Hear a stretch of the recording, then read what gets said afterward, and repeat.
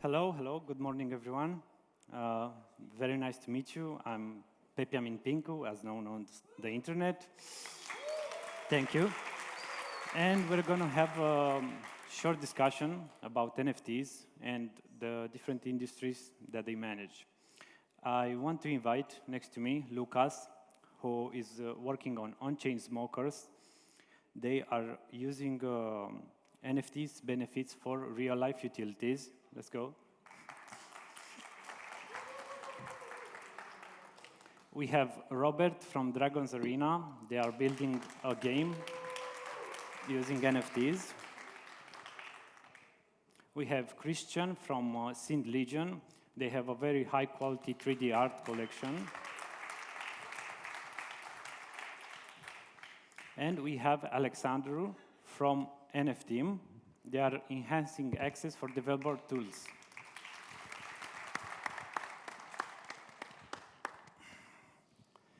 Great. So thank you all for joining me. I want to start by talking about the NFT space and the fact that we want to integrate them in different industries. And here we have different representatives from projects that want to utilize NFTs or are already utilizing the NFTs in their industry to bring real-life utility. Until now, the biggest issue has been with NFTs that have been used for scamming. That's what everybody knows. This is the stigma that NFTs are scam and nobody cares about them. And that's why we should focus on projects that actually bring some type of utilities to the space. That utility can be with any sort of utility as long as it's very clear from the start. Like, for example, you can have just an NFT collection, just art, but just be very clear from the start that this is what you want to do and make it clear for everyone. And you will attract the community that really cares about this. We also have NFTs that work like in real-life utility. They can be NFT tickets, they can be membership, they can be all sorts of things. So the first question that I want to start with is about when launching a project, what's the optimal timing to introduce an NFT? And I want to start with Lukas and to tell a few words about this. Hey, does it work? No? Check. 1, 2, 1, 2. Light is on here. Just a sec, can you check those? Testing. Okay. First of all, no? All right. Wow. Hey, thanks for having us. Yeah, I think there's really, that question is different for every project. I think there's lots of ways of really utilizing NFTs in a different way, and I think fundraising is a legitimate way of doing it. I feel as the space overall has developed, this kind of NFT thing where you really just don't even have a product and just go to market without anything is kind of a thing of the past because the money is just not as free-flowing anymore. So I think like what we did was very, very clear, just tying an NFT to a clear real-life utility and not even bothering about the whole kind of like art aspect. I think we have some world-class animation, but it's really not about the art. So I think like in terms of when to introduce that technology really is up to the kind of project you're trying to build. I think, our user base as a membership program that just gives benefits in real life stores is very much like, intuitive to people, and the hurdle and the threshold of getting into the space is lowered immediately if the utility is clear, as in like, oh, I have this in my wallet and I can use it at the store that I go to every day. Yeah. I think that's a very different type of project though than from some of the more Web3 based projects that exist, and I think there's definitely a place for that as well. But I think right now with the market conditions, it's really, really good to have at least some kind of MVP or some kind of proof of work that you've done something, achieved something before you go to investors. I think this whole kind of like throwing money at anything that moves phase is just over, and you have to adapt if you want to survive as a project in this space. That's true. Alexander, what do you think about the optimal timing to introduce NFTs? Tap on it a bit. Is it working? Oh, Yeah, all good. I thought it will have like a red light here. So I'll talk about our case. We are coming from a Web2 business. We sell and develop open source tools for developers like React, Angular, Vue.js, and TypeScript, and so on. And in our case, we started to do like a promotion of the fact that we will go into the Web3 ecosystem and we will build on Elrond. Back then, it was Elrond. With 8 months before the actual mint date. And we found that when we send an email to our database of 2 million users, those are developers, all of them. We sent that email and we said, okay, we are going into this journey. We will build Web3 tools. You will have access to our current offers and our future offers based on the NFT that you will acquire from us. We've seen around 80,000 people getting interested into this, which is a small portion of 2 million people. So the people were not ready yet to go into this journey with us. And the actual people who went and checked what we will do, there were around 4,000 people. So we had around 8 months in order to educate those people about what we are going to do and what are their instant benefits. As Lukas said, it's way more difficult right now to fundraise if you don't give anything. So we wanted to give instant access to our tools on the mint day. So we had around 100 UI kits, dashboards, access to our book in the mint day. So we had to give something. So yeah. This is what we did. Okay, that was really good. Cristian, Yeah, so... what do you think about this? Yeah, so the good thing about Web3 space is it's huge. And there's a place for all types of projects. So Synth Legion, as opposed to on-chain smokers and NFTim, which they create a product, like you said, right when minting. We are focusing on the artistic side because we believe the artistic space in MultiversX is still untapped. We've recently seen more renowned artists coming in, like Horatiu Malele, who minted his collection, and hopefully others will join in his footsteps to come and launch their artistic collections and take advantage of the perks that Web3 has to offer in terms of royalties and having their artwork be forever accessible on the blockchain. So our goal from the start, as an artistic project, you can already start at the same time to build a community, and like Pepe said, you need to be transparent, communicate that that's the focus of your project, so the people that join you are your target niche of members, exactly. Like true digital collectors, so they can form a community of share-minded individuals, and then, yeah, you can introduce NFTs, start showing some sneak peeks, showing them what lies ahead, and continue to engage them in a fun way. Again, Web3 also offers us the metadata part, so apart from just a nice artwork, we can assign certain attributes and then continue to engage the community based on those attributes in various contests and activities. Yeah, that's really great. Robert, what is Dragon's Arena opinion on the timing of NFTs? I think you can have a good opinion about this. Yeah, it's hurting.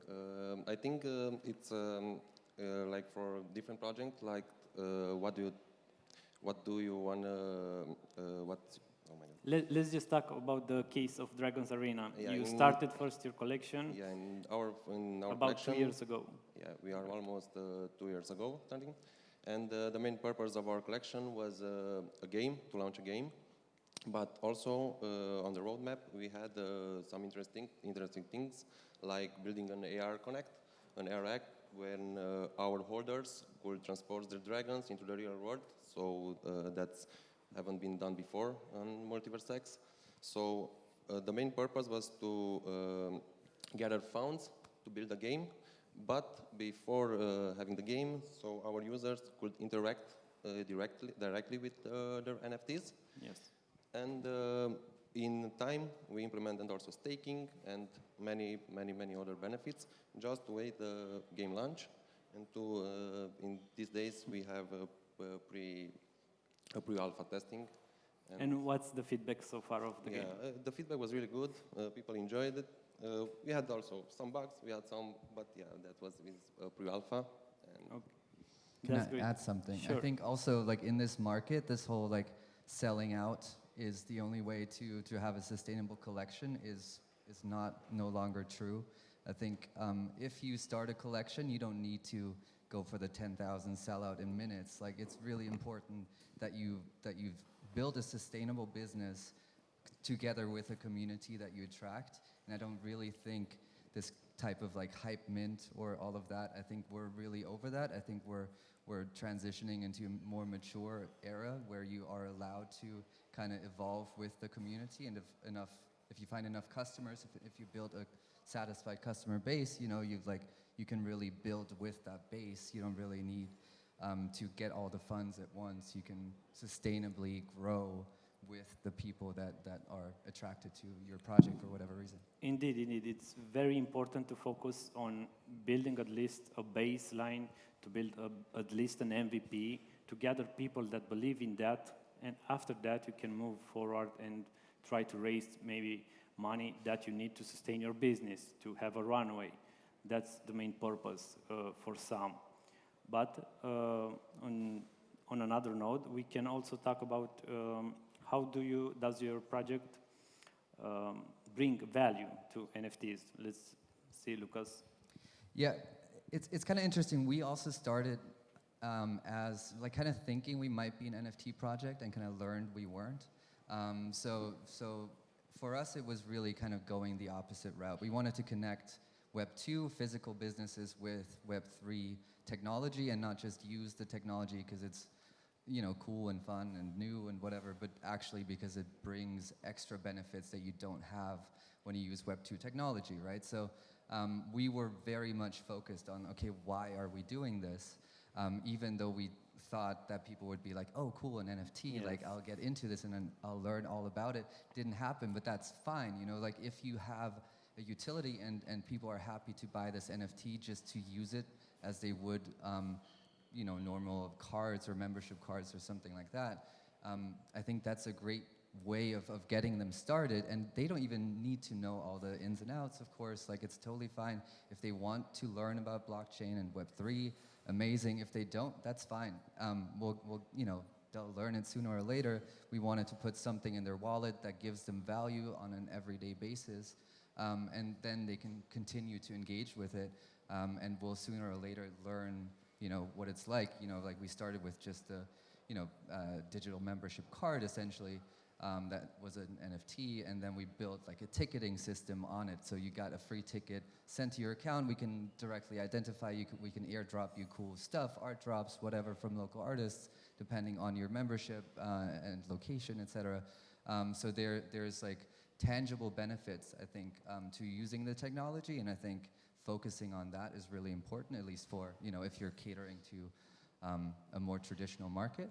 And yeah, so I think that's kind of what we try to bring to the space, because we didn't really see that happening, and we didn't really see the technology used in the way that, to us, made the most sense.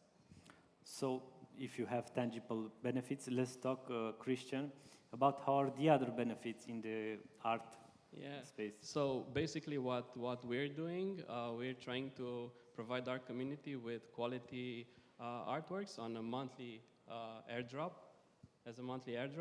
and our expertise in the art field is 3D modeled artworks.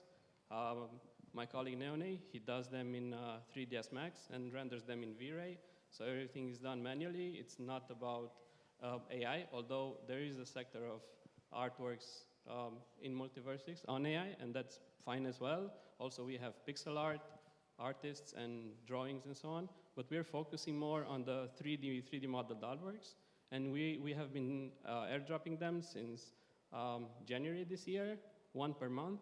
And also, we've been doing collaborations with other projects, but I'll save this point for later. You also have a POAP, right? Yes, for yes. this event. So last year, when we attended the first edition of xDay in Paris, we created a custom SFT, which we distributed to the people that we interacted there. And not to take long, but it's a funny story, because we minted the NFT right before departing, taking the plane to arrive in Paris. And when we arrived, of course, the rebranding was announced. And actually, our NFT was the last one to be minted on chain with the former Elrond logo and the former tokens and the Maya app and so on, as we had no clue about the incoming rebranding. Also, this year, we have created another custom SFT to celebrate this event, and we are distributing it to people who interact with us. So if you want a copy, please get in touch with me after this panel, and I'll happy share an edition with you as well. That's great. Alexandru, what do you think about the real life, the tangible benefits that your project brings? Yeah, so we wanted to give two options. The first one is when you use the NFT, it's actually an access pass to one of our dApps, and there you have access to download all the things that we created in the past 10 years. And then we started to add like a lot of stats and charts to see how different collections evolve, and maybe you want to have like I don't know, like a better understanding about how the NFT market is going, and to do, I don't know, like do different decisions. And this is one of the parts for the people who don't want to go into the development world too much. And then for the developers, we had everything that we built on the dApp and how we worked with, for example, with our partners from XOXNode to get the data, was what we did with the partners from Giants, because we also did some starter templates and stuff like that, was to give access to everything that we built as open source projects. So if you connect to our dApp and you see something there and you like it, then you'll have the open source part, then you can recreate or replicate everything that we have there in order to create your own project. So these are the things that we did. One for the people who were like, we're not interested into the development tools, and one for the developers.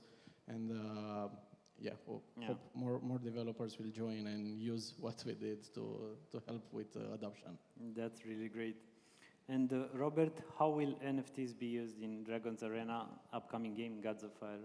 Yeah, so for every Dragon's Arena holder, they will receive a free Gods of Fire NFT. And that way they could win our token that will be released in the near future. But we're also going to release the game on Web 2. So the plan is to bring gamers from Web 2 in Web 3, because at this moment, I don't think there are enough players in Web 3. So until then, in Dragon's Arena, we have developed an app where they can transport their dragon. That's the first thing. They can win at every 12 hours. They can win a box with a surprise NFT inside. Also, we have the staking. On each weekly staking, they need to do it daily. We have over 150 daily users on that app. And we have implemented like a Zally thing, like way they compete to be on the leaderboard. And in every end of the month, we will drop them the Back to Origins egg. That will have some really nice benefits in the Gods of Fire game. That's one important topic. Multiple games have been focused in Web3 about just getting NFTs and making some sort of system with them, to earn and so on. what I think that is the best approach is to focus on creating a great game and offering the users a benefit of owning those assets from the game. I mean, this is somehow the promise of Web3 that will bring to gaming. And I think this is the best opportunity for projects to focus on creating a great game, a great user experience, and from there on, they can expand a lot by giving users their NFTs to use them, to trade them, and so on. On the topic of the future of NFTs, their trajectory in your field, let's say, or in what you do, how do you see, Lukas, NFTs being used in the membership, loyalty, subscription? I mean, I think we already see Inspire launching here with Ethereum. Like, I think membership specifically and then some ticketing, like a lot of these use cases are just very natural use cases for NFT, right?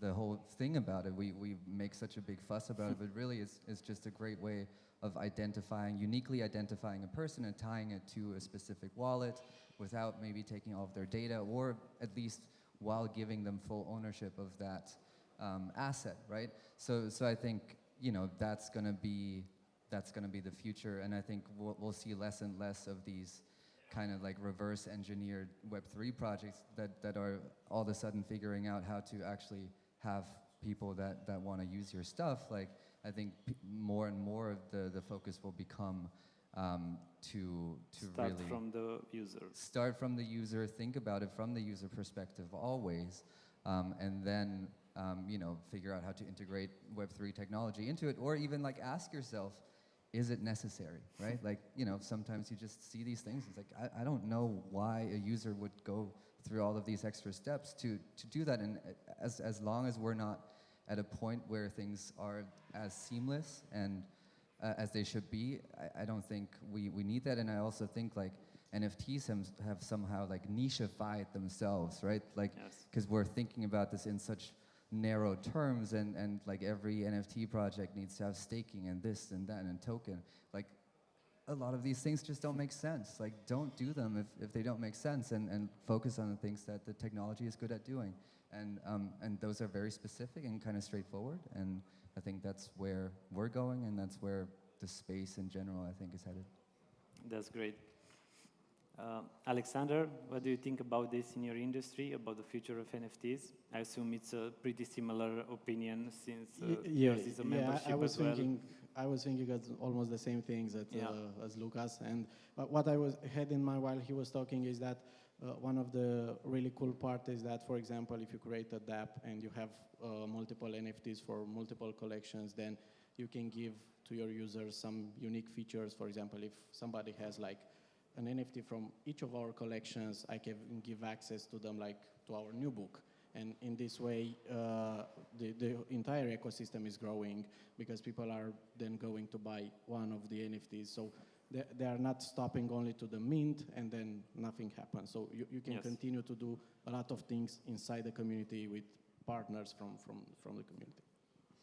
Cristian? Yeah, and to build on this exact point, a lot of collaborations can be made also from the artistic side, right? We made the collaboration recently, actually with Dragon's Arena, where we took our base model and modeled it to fit the Dragon's Arena universe. And also, thanks to Denisa, their artist, which is great, by the way, she provided us with a their dragon model, so we incorporated that in the scene as well. And then this was airdropped to holders of both of our projects, right? So if you had the Synth and the Dragon's Arena, you would receive that airdrop as a custom collectible to enjoy. Also, collaborations can be done on the artistic side, but also within projects that develop certain mini games. And here we will be collaborating with J-Corp and with Ants Club, where our collection would be integrated into their Okay, that's platform. Great. Really quick, Robert?